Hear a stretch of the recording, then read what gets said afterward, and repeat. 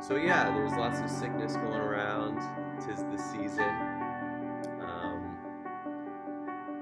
Just kind of piggybacking off of Seisen's talk last week. Seisen Roshi, our head teacher and founder, she gave a talk last week. She couldn't be here today, but she says hello to everybody.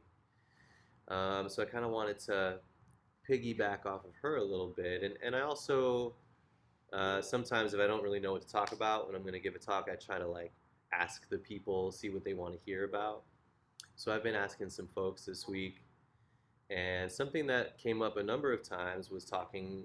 People wanted to hear a little something about death, mortality, loss, and in particular, one friend of mine or one sangha member said he wanted to hear about, what is it when somebody passes?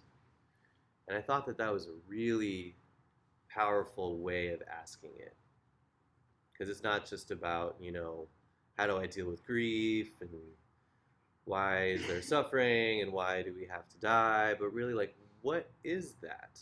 What is that? How is that possible that I am a thing that's here and then I'm no longer here?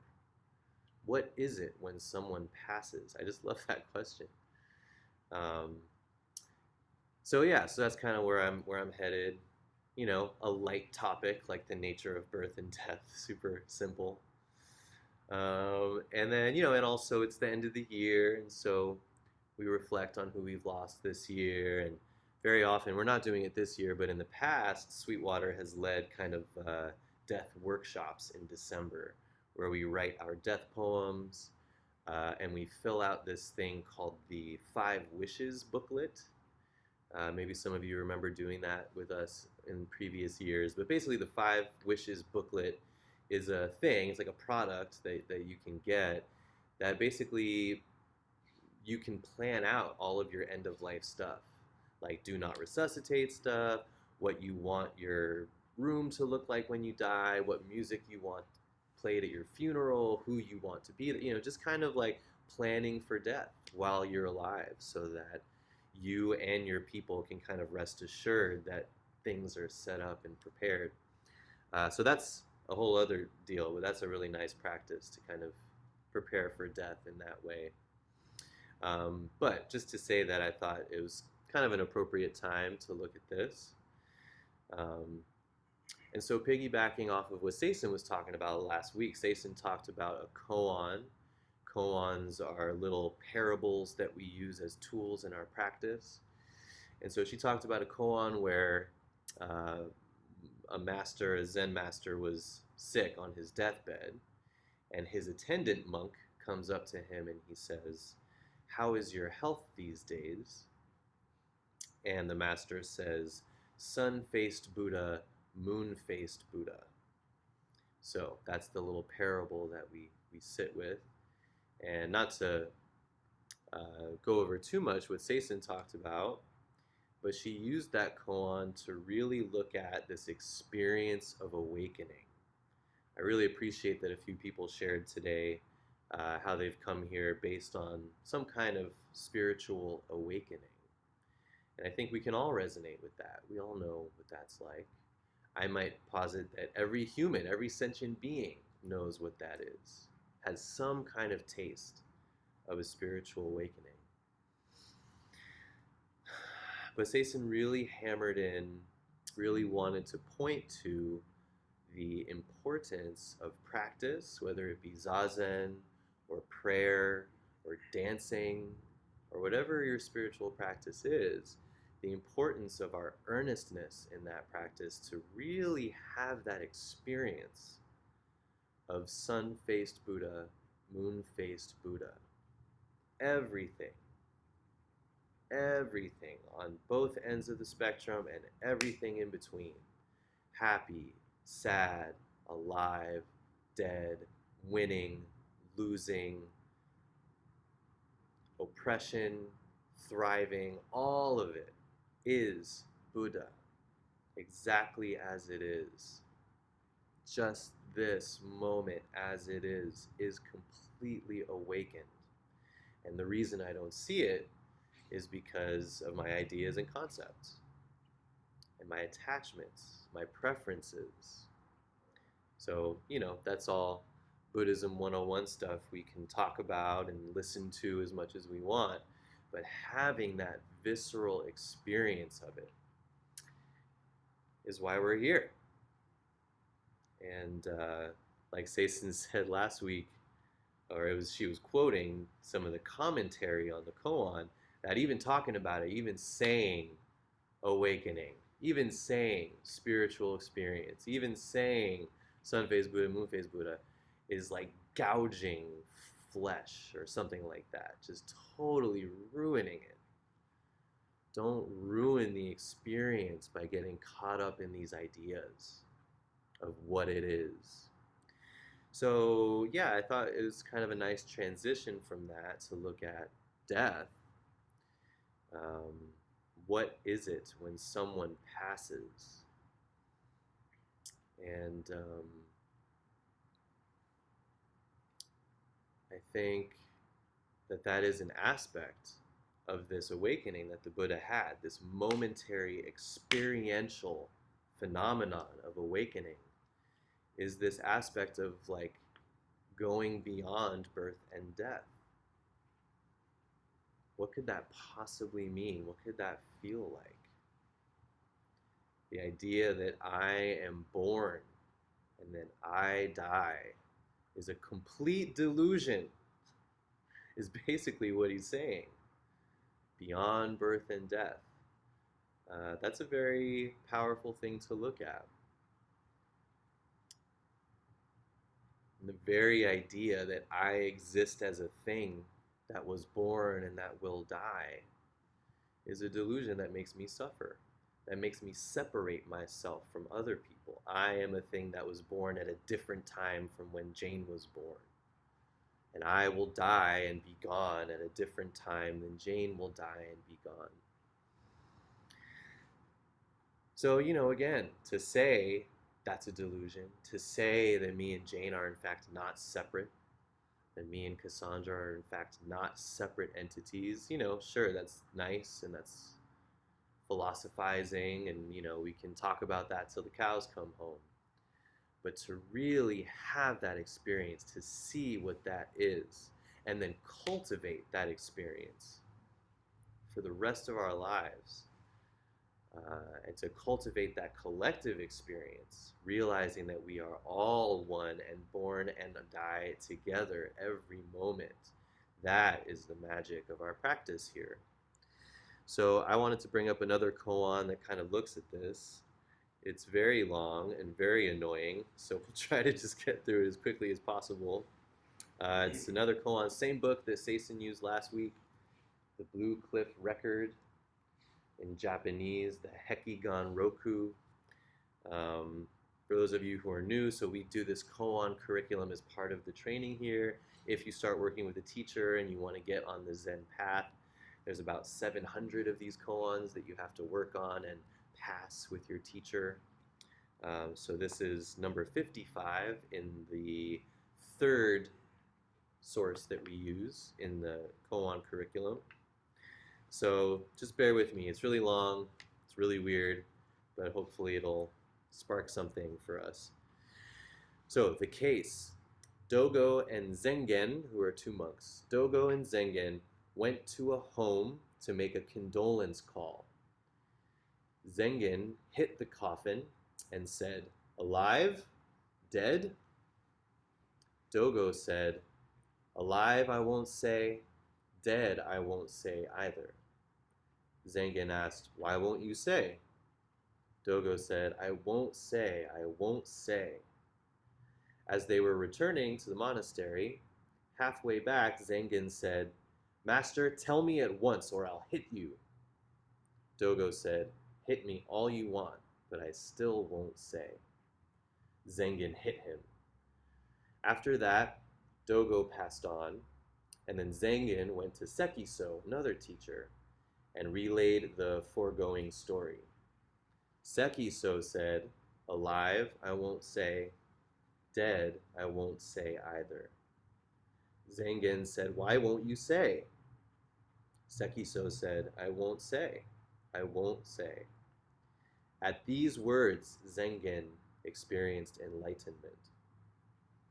One day, Zengen went to the teaching auditorium carrying a hoe and crossed back and forth east to west. Sekiso said, What are you doing? Zengen said, I'm looking for relics of our late teacher. Sekiso said, Enormous waves roll far and wide. Foaming billows flood the skies. What relics of the late teacher are you looking for? Secho commented, Heavens, heavens. Zengen said, This is just what to work on. Taigen Fu said, The late teacher's relics are still there. So I hope that is nothing but confusing and makes no sense to you because it's very strange and there's a lot of jargon, insider jargon going on, and they introduce new characters at the end. So we don't have to worry about that too much. But really, it's more about this alive or dead, right? So these two monks go to a house because, especially in Japan, one of the major functions of Zen monasteries and Zen practice is to do weddings and funerals, right? Ceremonial stuff. So these monks go to this house. They've been called. They've probably been paid to, do some kind of service. So they're there. They do their service. They do their chanting, and then they're like together, just chilling. Maybe after the funeral, and Zengen, the kind of student, more junior monk, he hits the coffin and he says, "Alive or dead?" Um, so what's he asking? Is he asking about the guy in the coffin? Is he asking about me? What is it to be alive? Am I a thing? Am I a person? The Buddha very clearly talked about emptiness. That's what he awoke to, the vast emptiness of all things. So if that's the case, I must not be alive. This is all just a big delusion dream. So if I say alive, then I'm negating the fact of emptiness. If I say dead, then I'm negating the fact that I'm here talking to y'all. So it doesn't make any sense. Alive or dead? Tell me, teacher, what is your expression of reality? Is this person that's in this coffin dead? Or is just the memory of this person keeping him alive? This tree that died for this coffin, is it dead? Or is it alive in a new form? What is this reality? What is it when someone passes? And so his teacher, or the more senior monk, says, alive I won't say, dead I won't say either. Why won't you say? And again, the teacher says, I won't say, I won't say. So I think there's a couple aspects here that are really important. The first one is that part of what the Buddha woke up to and what we're trying to wake up to here with our practice is that all have this innate urge to know things, to grasp things, to understand things. I think all of us, to some extent, have this kind of disease of the philosophical mind. We want to know what's true with a capital T. We want to know what's real with a capital R. We want to know the answers.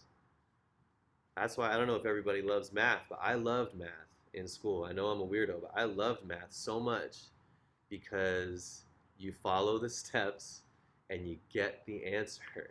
And life is not like that. In life, you follow the steps, you do all the right things, and you still get screwed. Or you do all the wrong things, and you still get rewarded. So that, maybe not everybody loves math, but we all love that feeling of like getting it and knowing. Is it alive or dead? Please tell me. Is enlightenment this or is enlightenment that? It's like Sason in her talk last week talked about creating nests. And anytime we have an idea of what enlightenment is, right? Like, oh, I just need to serve. I'm just here to serve people. Well, yeah, that's nice. And that's a great thing to do with your life, but it's still this idea that I'm holding on to. It's a nest that I'm building for myself. I'm someone who does this. I'm only going to do this. And that negates that fact of emptiness, complete openness to everything. It negates this concept of no self that the Buddha woke up to. I am not a thing that is born or dies. So, part of this practice is really that continual letting go of all of these nests that we want to feel safe in, whether it's romance or an identity or money or an achievement or a title, whatever it is, all these little nests that we want to just say, this is where I'm safe and this is who I am. This practice of the Buddha way is to really let go. And so, in that spirit, I won't say. I won't say empty. I won't say form. I won't say enlightenment. I won't say suffering. I won't say oneness. I won't say separateness. Because putting a label or a category or title on any of this stuff already negates the fact of just this, the oneness and perfection of just this moment. And then the other aspect of this I won't say is you have to figure it out for yourself, right? So, there's in all of these koans, there's like commentary on the actual koan from ancient masters, current masters. And they all say, the commentary in here, they keep saying about this, I won't say, they say it's the most compassionate thing you could do. To refuse to answer this student's question verbally. I won't say. Because, yeah, I could. I could sit here and give you a Dharma talk about alive and dead and birth and death and nirvana and emptiness and but like it's just going to give you more nests. It's just going to give you more ideas. That's the gouging of the flesh that Sason was talking about last week. Why screw up that experience for someone, that experiential awakening of no birth and no death and no self to be born or die? Why mess that up? Why jeopardize that with even more ideas? And as I'm thinking about it, they're talking about how compassionate that is to withhold that. And it makes me think for myself of how tempting it is to want to be a teacher, to want to tell people how things are, right? Some of us, maybe not all of us, but some of us love that. When someone says, what is Buddhism about? Tell me about this thing that you do. Tell me the answer to this thing. We all want to be the smart one, right? We all want to be the wise one. We all want to tell folks how it is and prove how enlightened we are and how many things we've done and how long we've been sitting and how. And so to just say, can't tell you. Go find out for yourself. Are you alive? Are you dead? Know that for yourself. I kind of get that now. The compassion of withholding being a teacher and just saying, can't tell you nothing. The humility in that is really beautiful. So he says, I won't say. I'm not gonna transgress the nature of reality by like telling you a bunch of words and ideas. You have to figure it out for yourself. And so then they're going back to the monastery, and the junior monk says, Master, you tell me at once or I'll hit you. Which, is so silly, but it's also kind of nice, right? Like it shows his sincerity. And, I hope that we all show up to this practice, no matter what our practice is, whether it's here at Sweetwater or Zazen or prayer or church, whatever it may be, to come with that intensity, right? I think is so important. I think a lot of folks who come here just because like my boss has been stressing me out and I just want to like chill for a little bit. You might get a little bit of chill if you come and sit once, but if you're looking for like continual, reliable, just like I just want to feel good on a Sunday, this practice is probably going to be very disappointing for you. But coming with that intense questioning, what is it when someone passes? If you don't tell me, I'm going to fuck you up right now. That's the intensity that helps us squeeze the juice out of our spiritual practice. And so for him, the question is, what is this alive and dead? And it's killing him. He wants to know, no pun intended. Like he really, really wants to know. For the Buddha, the question was, why do we get old and sick? Why is there suffering? So all of us have our questions that bring us. Why do bad things happen to good people? Where do you go when you die? Um, whatever it is, whatever the existential questions are that bring you to this practice, I hope that they eat you alive.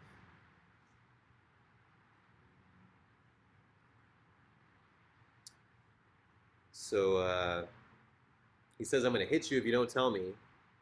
And even still, in the face of violence, this teacher says, I won't say, I won't say. And so he hits him. So after that, the teacher dies. And so the junior student goes to another teacher named Sekiso, and he tells this story of, I won't say, alive or dead, all of that. And this new teacher, Sekiso, also says, alive I won't say, dead I won't say either, right? So now it's very clear that it's turning from something I won't do, I'm not going to tell you about that. And now you kind of, if you see into this koan, you can see that the spirit is changing. And this second teacher is actually making this won't say into an active teaching. Like, yo, like, listen to me. I'm not going to say this, and I'm not going to say that. Like, what your boy was telling you before, that was the teaching. He wasn't withholding anything from you. That is the teaching. This and not this. And not this and not this. All of the things. Let go of alive and dead and just be this. And you will, with enough intensity and enough enthusiasm, you will see beyond birth and death. You will see, experience for yourself. If you can truly let go of alive and dead and just be here with intensity, you will experience what it is when someone passes, which is non-passing.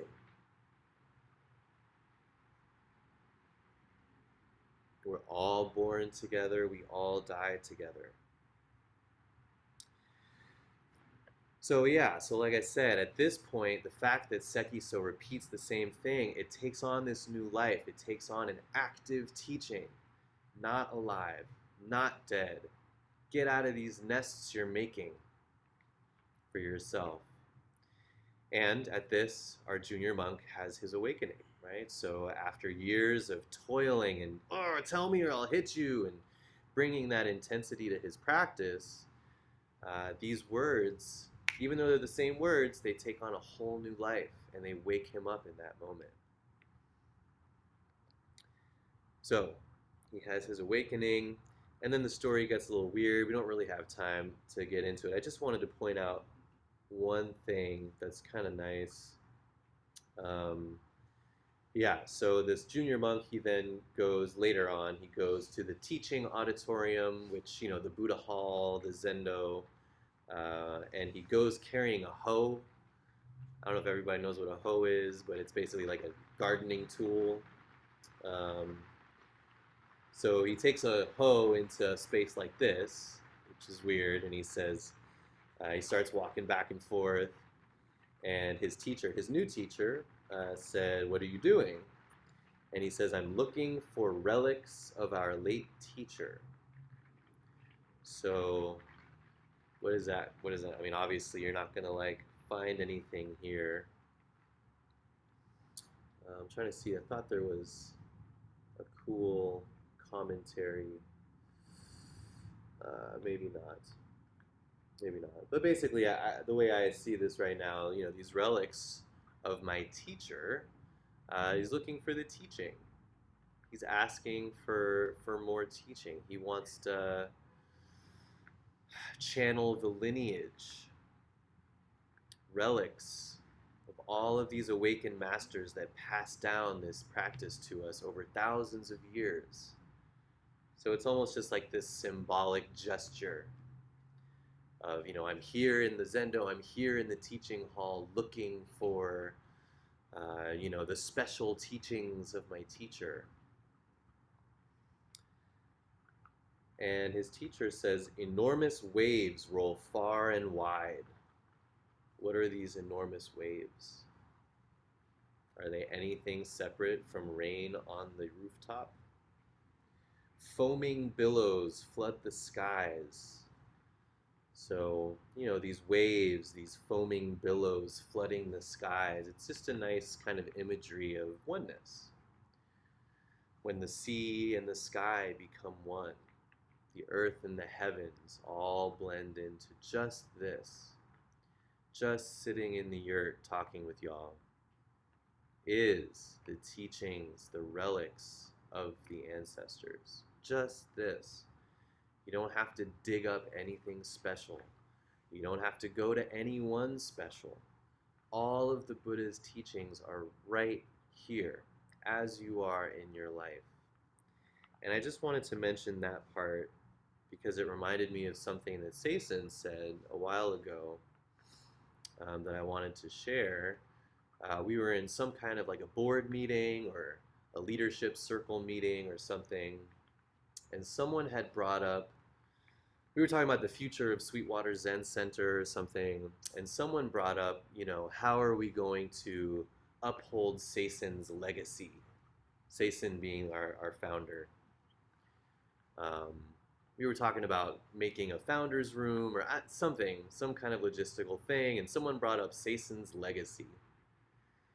And Seisen very quickly interrupted and rolled her eyes and said, "You guys, my legacy is the morning dew on the grass.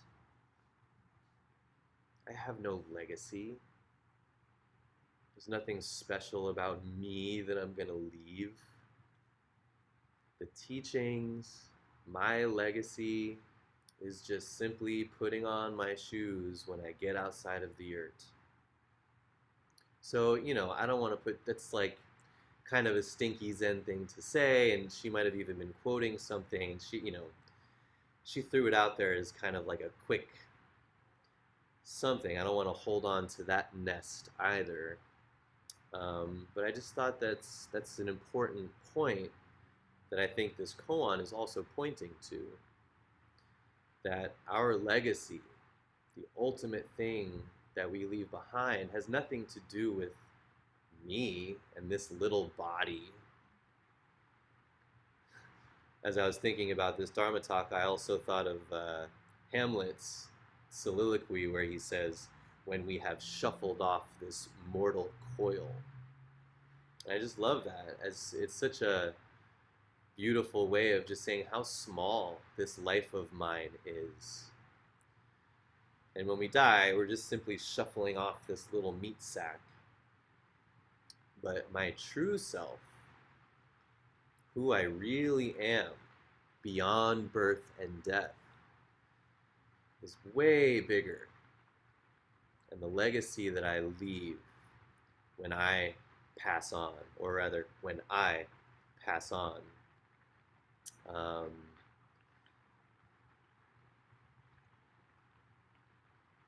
is ungraspable, and it's huge, and it's constantly foaming and billowing into the sky. So I hope we all take this question seriously. What is it when someone passes? And realize, hopefully, we can all realize together that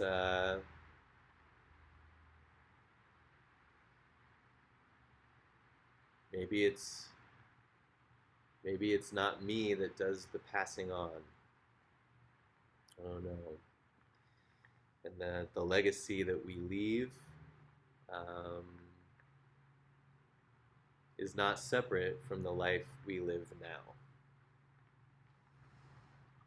So, hope some of that makes some kind of sense or inspires you in some kind of way to really take this practice seriously, and yeah, this practice is nice for feeling good, and this practice is nice for being more patient, and it's nice for dealing with stress, but it's also a really powerful tool for penetrating what it is to be a thing and what it is to be a thing that passes.